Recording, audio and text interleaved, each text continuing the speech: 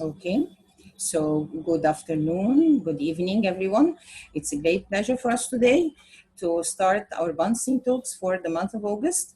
And it's a great pleasure for us to start with Patrice Halmer and Heather Connelly.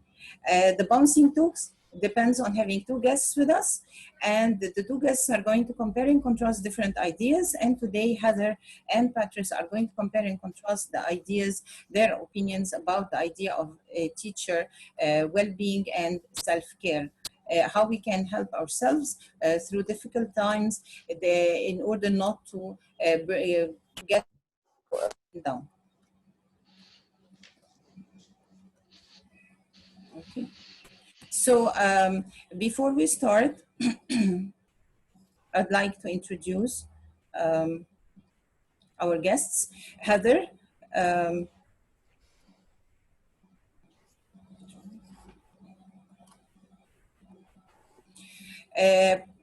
Patrice Palmer has been in the ELT field for about 25 years. She has a BA and BEd and MEd and MA certificates in positive psychology, positive education, and is a trained mindfulness facilitator. Patrice's experience with burnout prompted her to adopt self-care strategies outlined in her very interesting book, The Teacher's Self-Care Menu. Along with Heather today, we have also our interesting guest, Heather. Heather also has a BA, Heather BA, BEd, MEd in ESL faculty, and is an ESL faculty member at Fanshawe College, Ontario, Canada. For the past 15 years, she has held various roles for post-secondary ESL programs, writing centers, and libraries across Canada.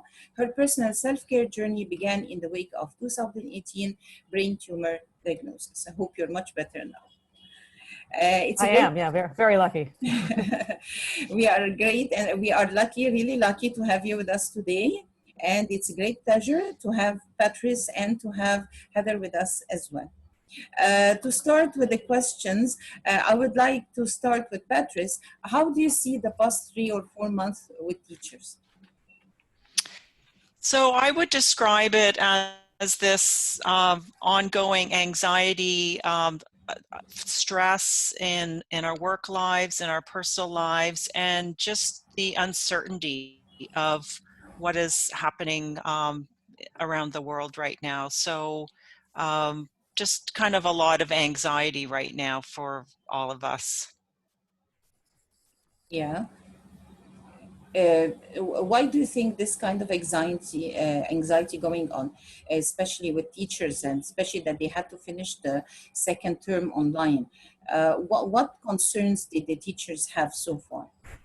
Well, I think what happened is we had to put our classes online very, very quickly. So for me, I was teaching at a college a couple of days a week, and then all of a sudden we're instructed that colleges have shut down, people are working from home, get everything online as quickly as possible. And so we weren't really prepared to do that. And I think we all were very stressed, not only because of our own workloads, but we worried about our students. How would they manage?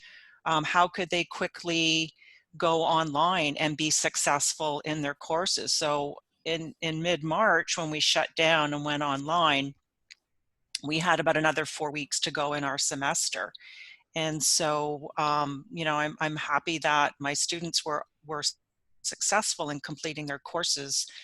But, you know, I think it required a lot of extra work on the part of teachers and just worrying about our students, which we usually do anyway, but worrying in a different kind of way, especially when we teach international students and they were concerned about going home or being stuck somewhere or worrying about their families, as we all were. Yeah. Heather, what do you think? Yeah, I mean, I agree that there has been a lot of anxiety, but on the flip side, I think there's been some positive developments. So like Patrice, I teach at a college in Ontario here in Canada, And we have a fairly good kind of like online learning platform for the learners. So I think it's been beneficial for the learners in the fact that we can now record our lessons, and then the learners can go back and watch them if they need to, or a lot of the learners are at home with their small children. So they can watch the lecture at a time that's convenient for them, and they can really concentrate. So I think a lot of students have benefited from that aspect. And I think as teachers, if we're recording our lessons, we can also go back and reflect on what we're doing. So how are we giving instructions? You know, what can we change? What can we improve? So I found those two positive aspects about having technology. But there's definitely been anxiety. Yeah, so you are looking at the silver lining all through those story. Yeah, so I think many people were already afraid of the idea of recording their own lessons, because they believe if they are going to see themselves once more, they are not going to be happy about it. So again, that can be a great advantage. We finally had to do it, and we had to accept it. Mm-hmm. Yeah. Yeah, So, it's getting, I'm getting used to like seeing myself all the time on the screen and talking. Yeah. but do you miss the face-to-face classes, or you are much Oh, relaxed like that? well, I do miss face to face. I mean, obviously there's so much that you don't see online, especially if the learners aren't sharing their cameras, and they're less likely to share their cameras if it's being recorded, and I can definitely understand that. So yeah, you are missing a lot of the kind of nonverbal cues as to what's happening with the learners. So yeah, I definitely miss that aspect. What about you, Patrice? You know, I'm in my 25th year, so, you know, the whole process of driving to the college, walking in, you know, it adds an extra hour, you know, before your class, and probably an extra hour afterwards. So having that extra time every day is very nice. I do like the challenge of learning something new now. So it's like, okay, you know, I need to find a way to record lectures. I need to find ways to engage students. You know, now it's kind of a new challenge for me after, you know, 25 years of blackboards or whiteboards or, you know, some technology in the classroom. But I think I'm like Heather. I do miss, you know, especially at the end of class when students come up to you and say, Miss, you know, I really like today's lesson, or Miss, can I ask you a question about, and you know, you're standing face to face and you're engaging with a student, and you know, you're seeing their face and hearing their voice. So that's been a huge disadvantage of online, and I find that I've had fewer students come to online classes than the face-to-face classes. So I'm hoping in the fall, when we've had some time to kind of improve our skills in teaching online, we'll have better engagement. Oh, that's great. Yeah, we really miss having people face to face. This kind of human interaction, we have already missed it a lot. So we are now still in the transitional period. People have already finished the second term. They are having a vacation, and they are moving so soon in September in the new school year. So how can we take care of ourselves as teachers to prepare for the coming school year? How do you think? What do you think? So we're going to me or we're going to Patrice? Yes, yeah, yeah. Let's bounce with you first. Okay, Yeah. so we're going to me, right?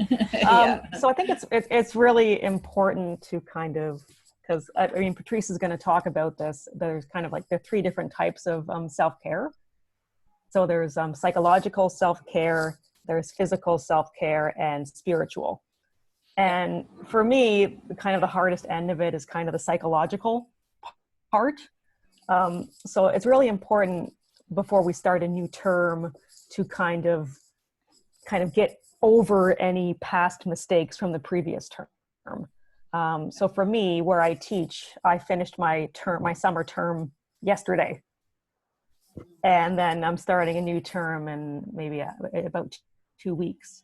So you kind of have to detach yourself from everything that just happened. So from the kind of relationships that you formed with your learners, you kind of have to detach from those and get ready to reattach with a new group of learners. And you have to kind of let go of any mistakes that you made and figure out how you can learn from them. So for me, it's kind of that, detaching from what happened and being able to reattach in a couple of weeks with a new group of learners. Yes, and your summer course was totally online as well. Yep. So I've been online like Patrice since the middle of March. Yeah. And the Yeah. fall will be fully online as well. So it's not going to be blended yet. Not at my college. Some of the programs at my college that have a like a certification procedure, if it's kind of if they're learning a trade or they're a hairdresser, there'll be some face-to-face learning. But for the ESL programs, they will all be online. Yeah. What about you, Patrice? What do you think? I think the biggest challenge for many of us is, we talked about this briefly before we started this recording, and it's working from home now. And not everybody has a designated office or workspace. In the last few months, we've had parents trying to work from home, but also homeschooling. My son's 22, so I don't have to worry about that. But there are many teachers that are trying to balance, having kind of a workspace or, something that kind of looks like an online classroom.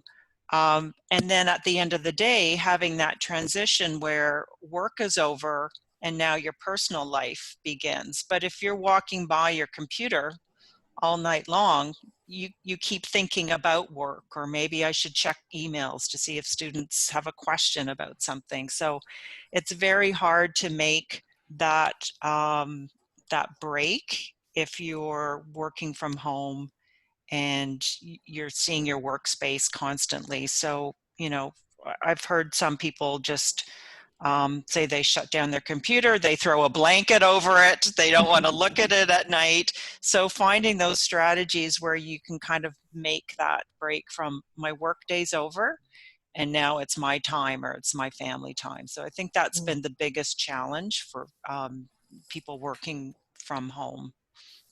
Yeah. So Heather said that she is thinking about this idea of getting detached again from her students to prepare for the coming term. So what do you think of this? How can you help teachers to get prepared for the new term, which is, it has come very quickly, due to the changes that already have taken place?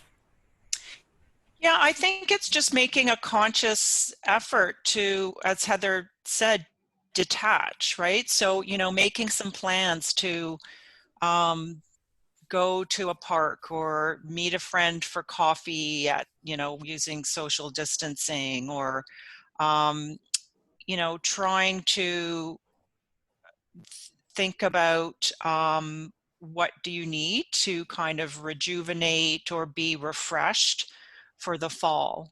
And, it's okay to take some time off. A 2-week break is very short.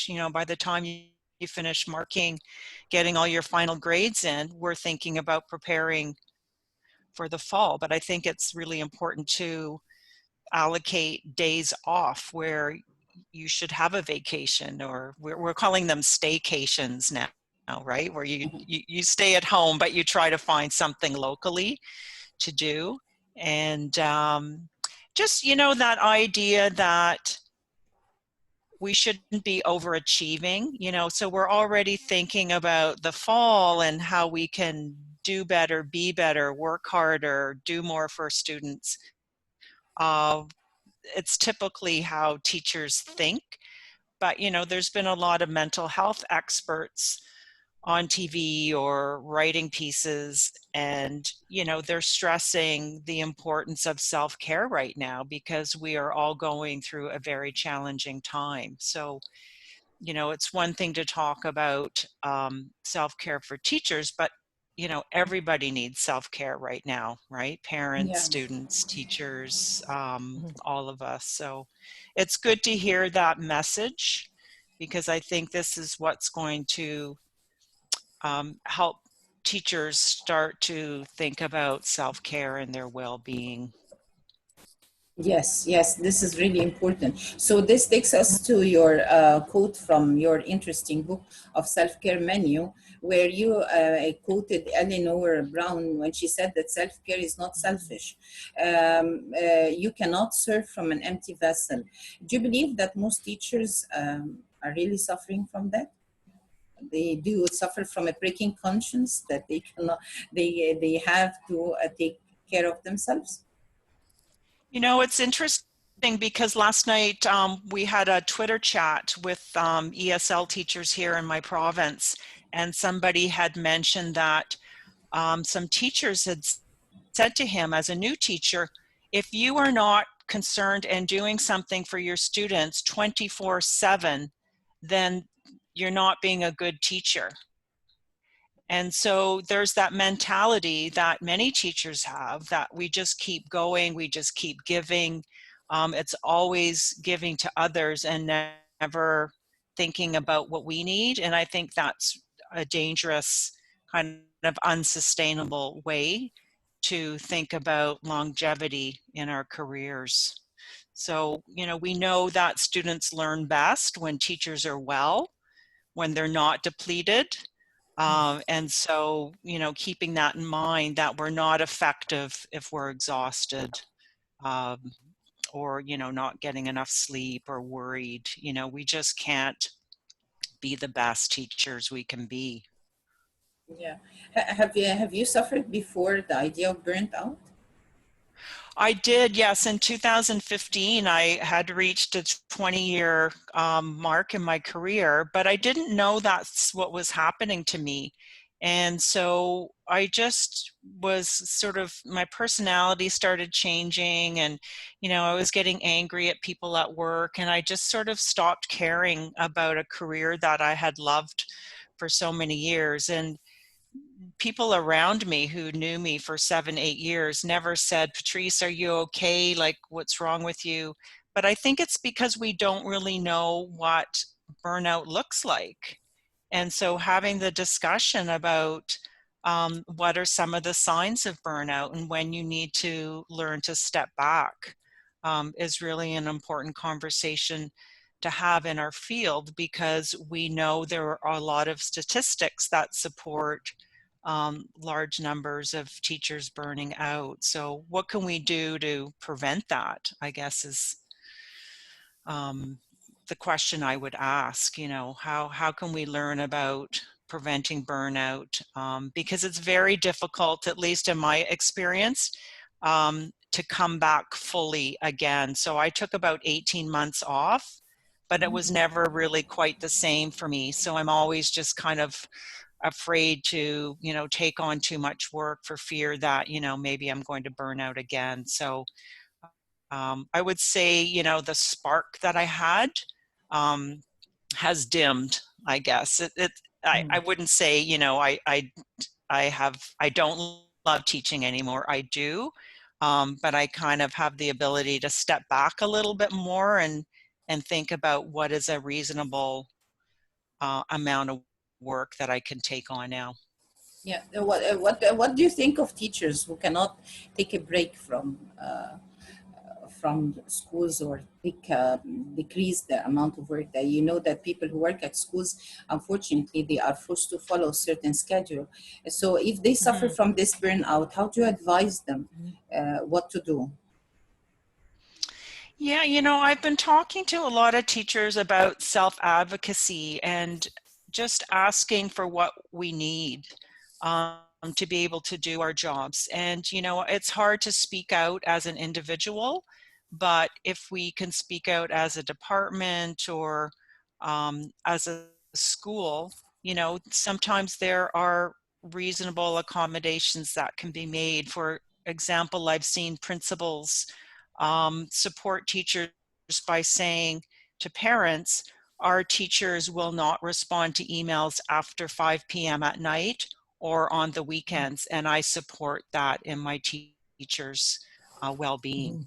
And so sometimes it's just taking that stand as a principal to be able to give teachers permission not to be working constantly. So that's just one example that comes to mind.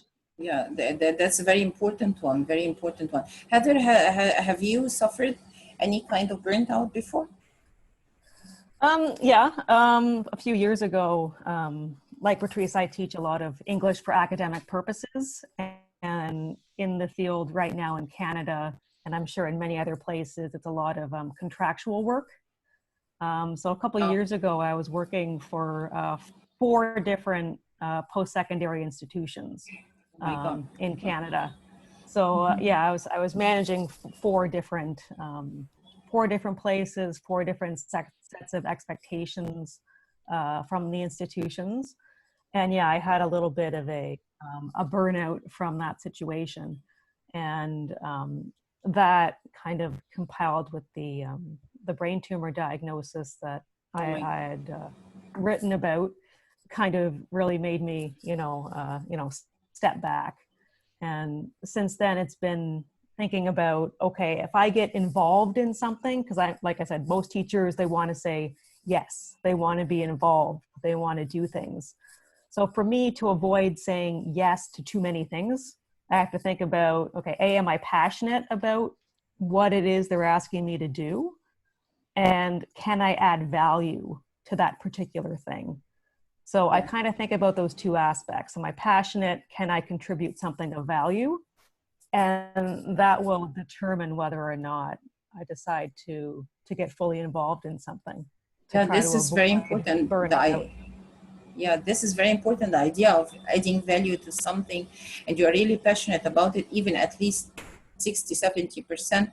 It's much better than just doing a job that you really hate, or you won't accept. So it's really important, because I think this is going to avoid a lot of burnout for no reason for teachers. So you still support Patrice's idea about it's not selfish to do self-care. Oh no, yeah, definitely it's not. The whole idea, I think Patrice was going to talk about this. We were sharing a little bit of our answers earlier about the idea of when you're in an airplane and they ask you to put your mask on first, right? So you need to put your mask on first before you help your children or anybody else. So that idea that you have to take care of yourself first before helping others. Yes, that's really important. Yes. So here again, we get to this very important question. I prefer if I can share it with you, because it's rather a long one, so that we can help others to share it with us. Patrice, you quoted Holmes in 2005 in your book, where he said teachers can be involved in 1,000 interpersonal connections in a day. This reminds me also of what Sarah Mercer said in her plenary at IETAFL in 2017, when she said, if you teach, you are an other-oriented person. Means you are interested in people. And multilingual people are sensitive to interpersonal connections and communications. How do you advise teachers to remain balanced in such conditions? Because we as teachers, we have this natural tendency towards meeting people, speaking to parents, and so on. So again, sometimes we forget about ourselves and we start caring more for others. How can we maintain this balance through the different quotes that I've mentioned over here? Do you want me to start, Maha? Yes, please. Okay. So what I think is interesting about the other-oriented person is that is supported through some surveys that were done where they asked students to describe their teacher using one adjective. And the adjective that comes up over and over again, the number 1 answer is caring. And so that's just what we do. We care for others. You're not going to see that on a job description, but it's just who we are as people. And we enter teaching because we want to make a difference in the lives of our students. So it's that balance between giving to others, but also, as you ask, how do we remain balanced? And that is really the difficult decision here. I remember one teacher saying to me, will I be a better teacher if I stay up late tonight finding the perfect clip art for my lesson tomorrow, or if I go to bed now and I'm well rested? And so it's kind of hard to argue with that. Yes, students will probably benefit if you wake up and you're well rested and you have energy for the day. They're not really going to complain if you don't have the perfect clip art. So I think in terms of the balance, it's finding self-care strategies that work for you, that are unique for your situation. So I mentioned earlier, my son is 22 now.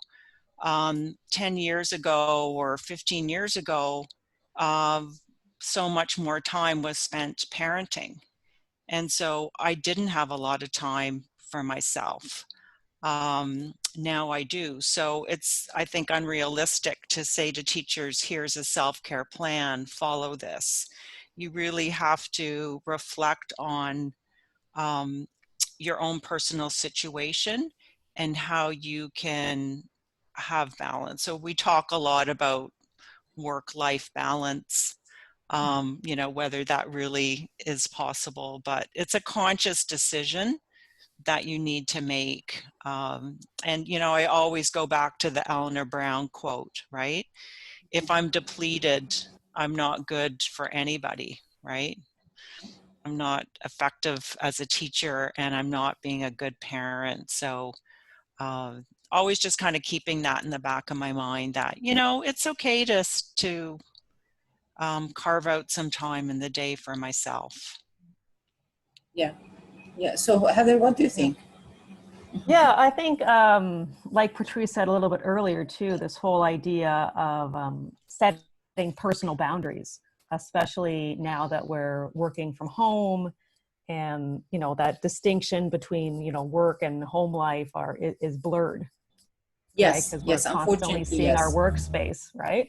So yeah, we kind of have to set personal boundaries kind of right from the get-go with the students, right? The whole idea we were talking about imposing, okay, I'm not going to answer my email after a certain time. Yeah. I'm not going to answer my email on the weekends. So kind of setting boundaries from the beginning with your learners and making that known. And also, this is something that I struggle with, trying to recognize what is beyond your control when you're with your learners. So there's a lot of things that we can't control as teachers. We can't control the level of our students' intrinsic motivation. That's going to come from them. We can't control their readiness to learn. So maybe they're enrolled in a class, but they're just not, it's not the right time for them, or maybe you're not the right person to help them. And sometimes our students they're looking for a quick solution.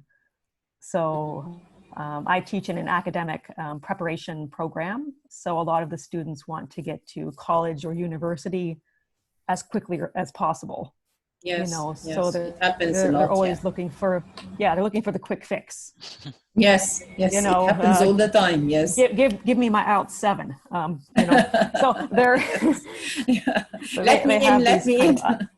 yeah. So they have some unrealistic maybe expectations, and we can't always control those things.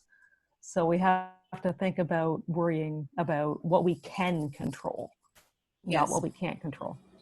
Yeah, this is very important, yes, because unfortunately in lots of schools I hear about them that they force their teachers to answer parents at any time, even their own students, even if it's at 12 a.m. at night.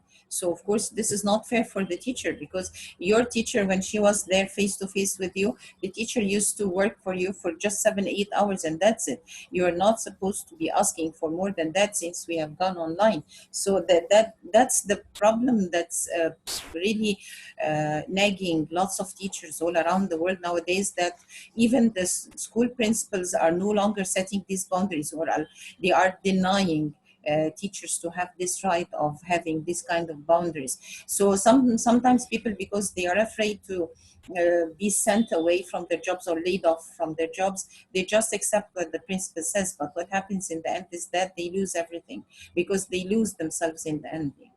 So that's really painful. Although we are, as Sarah Mercer mentioned here, we are other-oriented persons. We really want to give, since we are passionate about teaching, yet we need to have boundaries with those people, because we cannot have a healthy relationship between student and the teacher unless we have this kind of boundary. I remember in the past we used to advise our trainee teachers who are just getting into the profession. We tell them that there is a fine line between friendliness and respect. So again, I think it's again for the second time that we need that this idea needs to jump again in front of our eyes, that there is a fine line, again, between this idea of our rights. Where are the boundaries that we need to set? We shouldn't be allowing schools and students and parents to take us for granted, because we are human beings and we need to have this kind of break as well.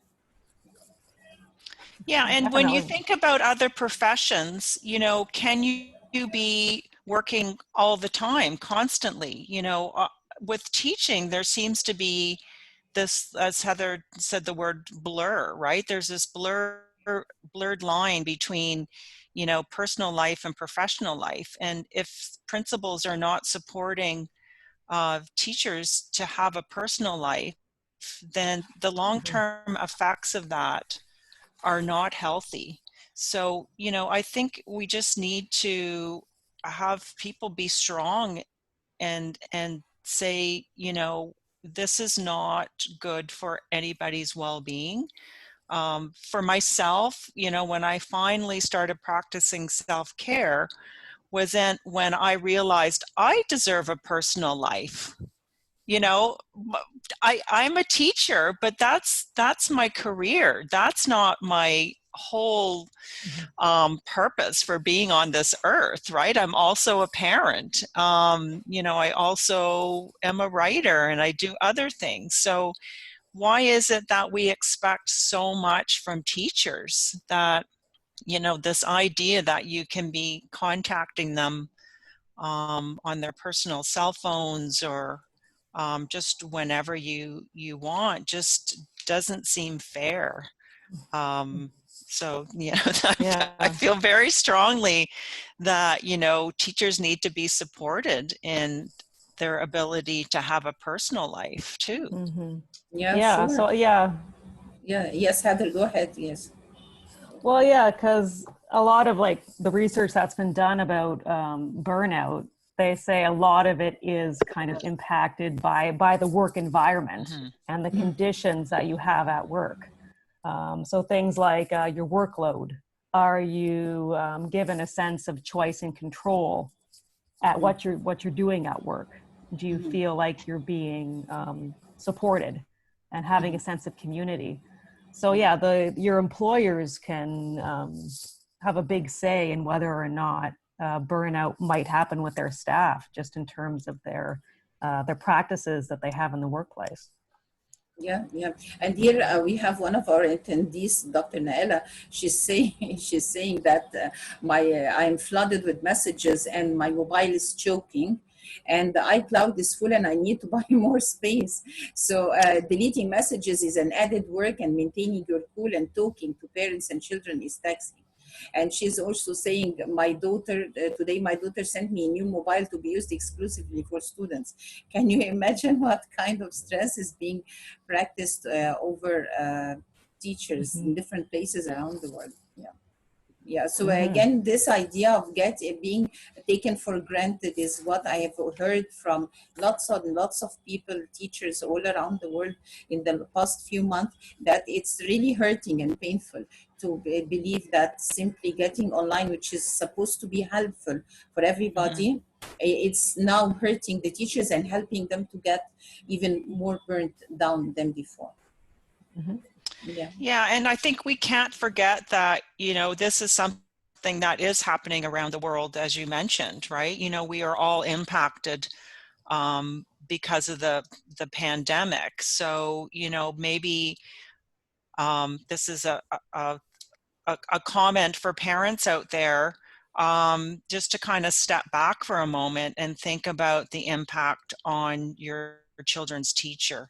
You know, they're humans too. They've got families and they've got things to worry about too. So, you know, are your expectations and demands of teachers realistic? And so, you know, maybe just thinking twice about, do I need to send that message at 12 midnight? Or, you know, is it something that could wait until tomorrow? Or do I really even need to send it?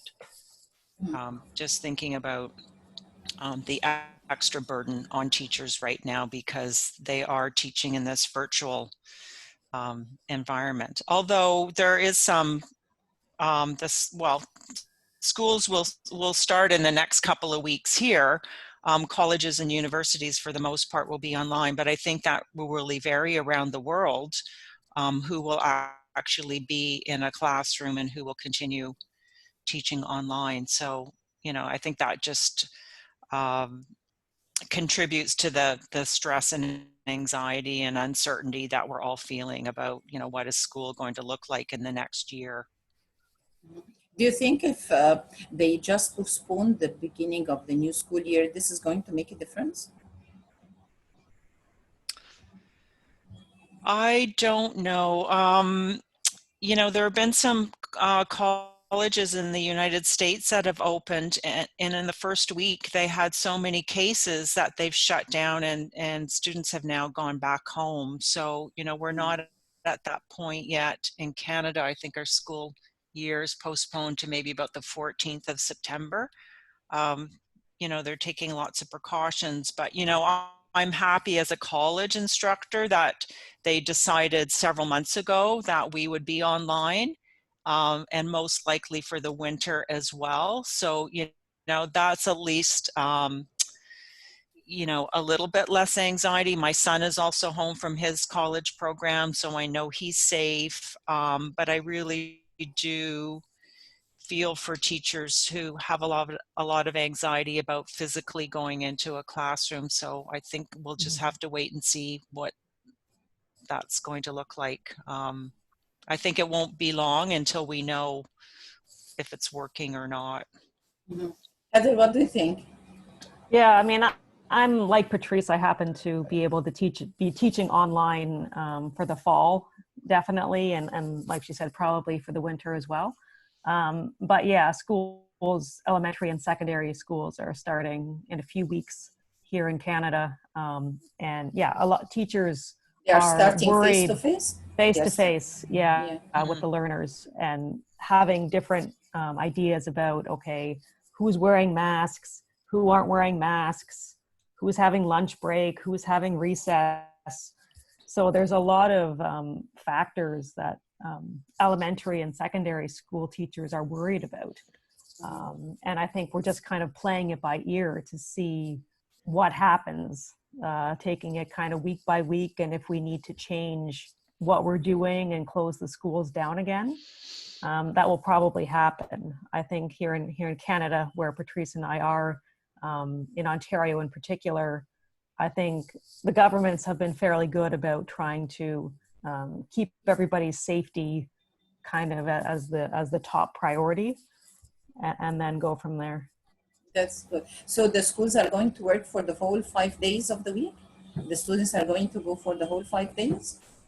Yeah, so there are some differences by the boards, and there's some differences between the different ages of the learners. But yeah, they're trying at least at first to get students in the classroom as much as they can and have face-to-face. Yeah, because I think in England they have divided the students into 2 groups or something of the sort. So one group goes for a few days, and then the other follows the other days, but they are following each other online. The classes are being set online, something of the sort. So they are really following, they are not just repeating classes again. Yeah, well, So here again, in Ontario, yeah, they're letting parents choose.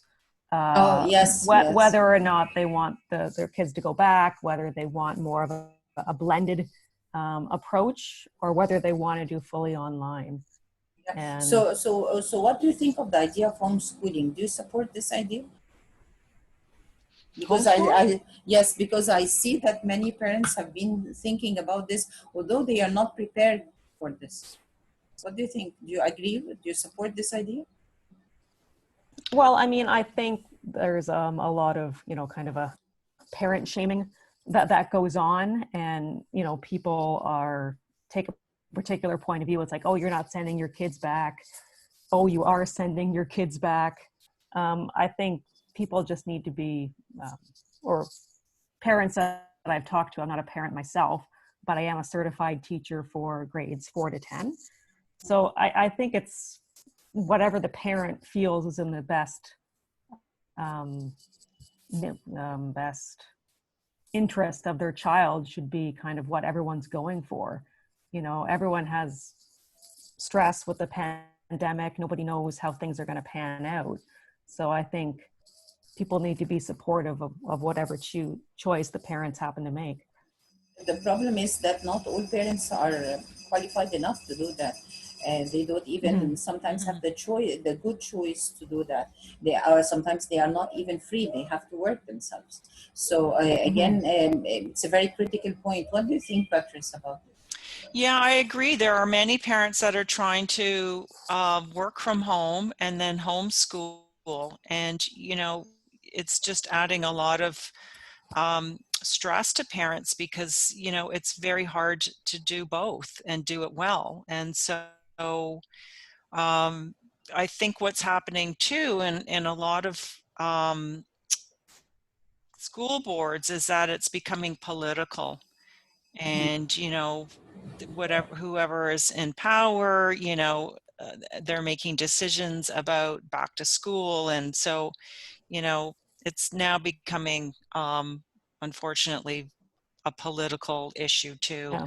And I did see a recent study that suggests that when students are homeschooled for long periods of time, or under this current situation, that it really is affecting their mental health. So I think there's a push to get children back into sort of a more normal life because they're suffering mental health issues. So I don't know how much research has really gone into that, but that's another argument about, we need to get kids back in classrooms. So I don't know if anybody really has the answer because we haven't done this before. We're just kind of experimenting. And you're right, like in England, it's, every more, they're splitting the school day, or in some school boards, it's every other day.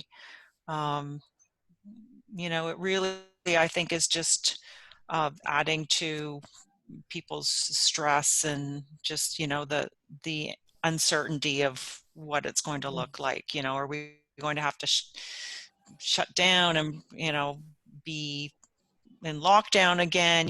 Who kind of knows? At least for the next year, I think it's uncertain. Yeah, because I've been asking about this idea of homeschooling because it's already accepted in America and I think in Canada. And there are even private centers or private schools that work on this idea of homeschooling. So I think the idea is much more accepted over there in US and Canada, maybe more than in Europe or in Asia or Africa, because they are not used to this, they are not prepared, they are not well dug into it. So that's why I posed this question about this idea of homeschooling, because some people started pushing so much about this idea of homeschooling recently, and that made me even more surprised because we started hearing about corporations that are preparing plans for business investment in such things to help this idea of people staying at home and teaching online. So who knows what's really going to happen? And so this takes me to the very important question: what do you think of the future of education? By the way, before this is my last question to Heather and Patrice. And if you have any questions, you are most welcome to put them in the chat box. or if you'd like to ask them, open the mic and ask them when we finish, you're most welcome. And this is the same thing on the other side on the Facebook. If people are already having a number of questions, you can set them on the Facebook page, and the team are going to pass the questions down to us. So let's go to Heather first. Start with Heather first. What do you think of the future of education? What do you expect? Well, obviously that's a big question. I'll talk to it from the perspective, I guess, of post-secondary education here in Canada and Ontario, because that's my work environment. So I think online will be here to stay in varying different forms, because the colleges and universities are businesses, and if they can save money and resources by having things online, I think they'll try to do that as much as they can. That being said, I think our employers are going to want teachers to be more adaptive and flexible than ever. So I think we're going to have to continuously develop our skills for teaching and technology, obviously at whatever pace works best for us. But I think there's going to be this expectation that we need to continuously develop and adapt to the new technologies and just kind of go with things. So I think that's going to be the expectation, at least in the post-secondary environment. Yes. Patrice, what do you think? I agree with Heather. I think online teaching and learning is here to stay, and it's only going to increase.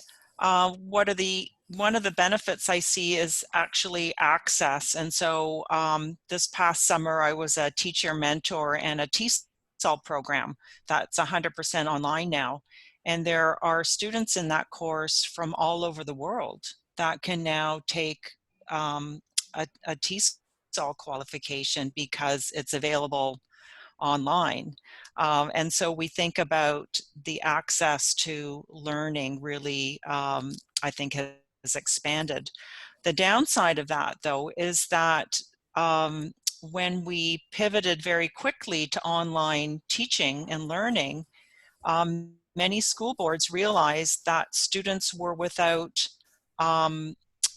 appropriate internet, or they did not have devices, or there might be one device per family where there's several children and parents needing to use that device. And so it's uncovered some disparities in terms of who has access to technology. And certainly there are many barriers for people around the world that don't have access to high-speed internet or to devices. And so we can't assume that online teaching and learning is available right now for everybody. So that's definitely a downside. Yeah. Do you have any expectations how the governments or maybe the teachers around the world and schools are going to overcome this? Do you have any initiatives, maybe an idea that you have in mind, due to your experience that would help you to see how is it going to go on? Yeah, so I live in a city called Hamilton, and I think the thinking is that Canada is a developed country, everybody has access, but that's not true. So in our city, there's a lot of poverty, and school boards had to scramble very quickly to buy iPads and some devices, and they had people from the school board drive to where students lived and had to drop off a device so students didn't miss any of the teaching. And so it's even in a developed nation, we see disparities in terms of access. So that's just one example I know of where a school board had to actually purchase devices for students. So I think it's an issue in many parts of the world. Yeah. I've been to one of the webinars recently. It was going on in India. There was this teacher or trainer who was speaking about having to give training for teachers in a very poor area online, and he followed up with them. That's the most important thing, although they did not have enough access to the internet, but he kept following with them to make sure that if they have questions, if there are any difficulties, if they applied it in class, what happened when they applied, what difficulties they found. And they started saying that at the beginning we were so terrified, but in the end we started feeling some kind of confidence because we started applying ideas as well. So again, at this time it brought again back the idea of Sugata Mitra, if you are familiar with the idea, that he believes that students can teach themselves if we put them in front of a computer. So so again, we cannot dispense with teachers anyway, but we can help the students if it's possible to give them the chance to use technology on their own, that they can help themselves somehow to an extent. Here we have Naila. She has already raised her hand and she seems that she has a question. Naila, would you like to unmute yourself and ask the question? Thank you so much. Good evening all. Yeah, I was just wanted to ask Patrice a very personal question. The self-care manual seems interesting. I mean, can I know where I can go to read further about it? Yeah, so it is available on Amazon and some other outlets. I know that, where are you located in the world? India, Telangana. You're in India, okay. So I know in some parts of the world, Amazon is not viable. So if you want to get in touch with me after the webinar, I'm happy to talk to you about the book. Can I just type my email address in the chat? Yes, please. Yes. Okay, and that's for everybody. You know, I'm always happy to connect with teachers around the world, and so I think that's me, palmer.patrice@gmail.com. Okay, thank you. Okay, thank you. Thank you. Any questions for Heather and Patrice? Any other questions? Do we have any questions on the Facebook? Here we have Krishna. He says, we must be ready for the future challenges in education. And he says that in Germany, I'm sorry, Ivan, nice to have you with us, Ivan, today. It's a great pleasure. Ivan is a coordinator for the BSIG, IETFL BSIG. Hello. Hello, yes, Ivan? Yes, yeah? I'm here. Hi. Hi, Ivan. It's great to have you with us. Would you like to ask a question or post? No, I don't have a question. I'm working in adult education, so the context is actually quite different. Lots of stressed teachers, but no schools and no infrastructures to help them. They're on their own. In fact, we actually housed teachers who lost their homes and didn't have anywhere to live. So this is happening right across the education sector, and adult education is just as big as anything that's happening in universities and schools. That's for sure. But no specific question. I just enjoyed listening to the different perspectives. Thank you. Thank you. I found that, I don't know if you're on Twitter at all, but teachers have been incredibly generous with sharing resources, ideas, blogging about different technology, giving lesson plans. Like, it really has just been this, you know, I guess it's not a shock that, you know, teachers would want to give and help other teachers. But if you're not on Twitter, you know, it might be a place for you to, you know, feel supported, or, as you say, you know, it's impacted teachers in all forms of education around the world. And I think it's just, it's a source of hope and connectivity, that we have this ability to connect with teachers on Twitter and feel like, you know, we can vent or rant, be supported, share. And so, you know, I think that has just been maybe a positive aspect of this pandemic in terms of teachers coming together to support one another.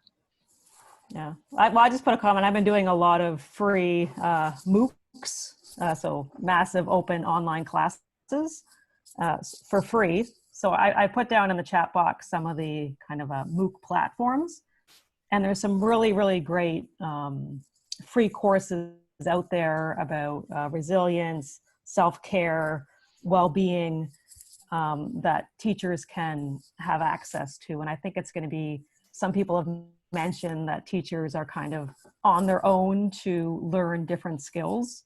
So I think if you can access some of these free resources, then it'll be beneficial. Yeah. Even the idea of teachers on their own, you have mentioned this concerning the immigrants, or it's in Germany in general? Sorry, about immigrants? This idea, you said that most teachers or many teachers are already on their own, and they have to work even without internet access. Is that concerning immigrants or No, teachers? nothing to do with immigrants. I mean, that obviously is one sector which is affected, but I think it's any sector. A family might have internet access, but that doesn't mean all the children have access to the home computer at the times they need it. So from schools right up to people working in companies weren't ready to have everybody working from home, and people just don't have access to confidential, secure internet at home. The system isn't there, the technology isn't there, and I think this has really shown that the world has become a world of haves and have-nots more than anything else. Anybody who's got internet access can get help. People without internet access are pretty much on their own, and we're not helping. I think that's where the real concern is for me. But it's a tricky one. Yeah. And I haven't seen much discussion about we need to do something about this. We need to make sure that everybody has equal access. That seems to be a discussion that I don't see being I had. agree. So I agree. I mean, they're now out that of you the, mention they're out it, of the it's discussion. They don't have internet, so they're not in the discussion. You're exactly right. It's awful. It's absolutely awful. Yeah.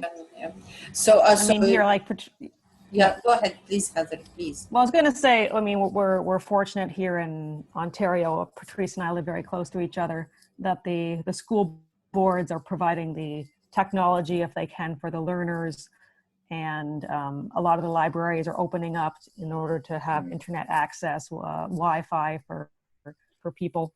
But yeah, it's not really discussed in terms of how to fully solve the problem. We're trying to mitigate it as much as we can. I think teachers are being flexible in terms of if students can't come to synchronous classes, watch the lecture when they can, submit the assignment when they can. I think there has to be flexibility to allow for some of these disparities that exist. Yeah, and maybe this again takes us to the point that Patrice has just mentioned concerning our responsibility as teachers and trainers. Maybe again here, if we get in contact with the community centers or maybe with the NGOs, I think here they have to introduce some kind of initiative that would help those people in these different areas where they have no access for the internet, or at least safe access to the internet. And we see that recently Zoom has already been helping the teachers with setting special restrictions concerning this idea of safety as well. So I think here the community, and if we are still having this idea of people left behind, that we need the community to step up here in order to try to do something to help those people. I wonder if you agree with me. Yes, I think you're right. When we talk about the future of education, it needs to be accessible to all. We can't have just, some students succeeding and moving ahead when others are being left behind. And, I think it's, the silver lining, another silver lining, I guess, about the pandemic is, looking at how can we make some changes so there is access. So Heather mentioned, libraries and community centers opening, but that's just a short-term solution. So what is the longer term impact on children not having access, and what are we going to do about it? So you've kind of fired me up. I think this is something that we really need to talk about, and it relates to teacher self-care, because we worry about those students. Yeah. We worry about all our students, and so if we don't see them or hear from them, they just sort of disappear. Why is that? Often we don't have a way of reaching out to them, and it just, I know for myself, when I had synchronous lessons in the spring, I had a class of 30 and I might have had 3 or 4 students actually show up. So okay, that might be all right for a couple of weeks, but what is the fall going to look like? We can't just have large groups of students just not learning and not being part of this. Yeah, and there's a certain level, even with the adult learners, about shame about their technology situation or internet access. Last semester I had a student who there are certain times where she couldn't participate or get access to the listening tests, but after a certain point she's like, I'm like, oh, why weren't you at the test or this lesson? And she's like, well, I was going to email you, but I felt ashamed to have to tell you again that my internet's out, so she just felt embarrassed having to continually tell me that it was her internet connection. She didn't have good access. So yeah, I think there's a certain, the learners feel shame, even if the teacher has said that, no, I'm willing to work with you to get you through this. Some of the learners are still embarrassed about their situation. Mm-hmm. Okay. Yes, that's really important. Yes, that's really important, because sometimes this idea of embarrassment on any side, whether it's on the teacher's side, the school side, or even the student side, can even cause more problems than we expect. So again, we lose this human touch that we used to have. To be able to share much easier when we were face to face. So again, more challenges are coming up once more with this pandemic, and we are trying to see through the silver lining. So we hope that the future is going to get brighter, and that the pandemic is going to leave us and go away for the sake of humanity. Yes, I agree. Yeah, so soon. Yeah. Thank you very much for the very interesting talk, and I hope you enjoyed it as much as we did. It was a great pleasure having you, Patrice and Heather, with us today, and thank you for your time, and thank you for the attendees and their questions, and we hope to see you so soon in the near future. Thank you. Thank you. Yeah, it's been great. Thank you. Thank you. See you soon. See you. And we are going to expect our next bouncing talk on the 29th, Saturday the 29th. It's going to be with Heike Phillip and Van Stevens about blended learning, and we'll see what they are going to say concerning the idea of technology and having teaching face-to-face. Looking forward to meeting you all again next time, and thank you again, Patrice and Heather, and hope to see you so soon. Thank you. All right. Thank you. Be well, Bye. everybody. Thank you. Bye. Thank you. Bye. Bye.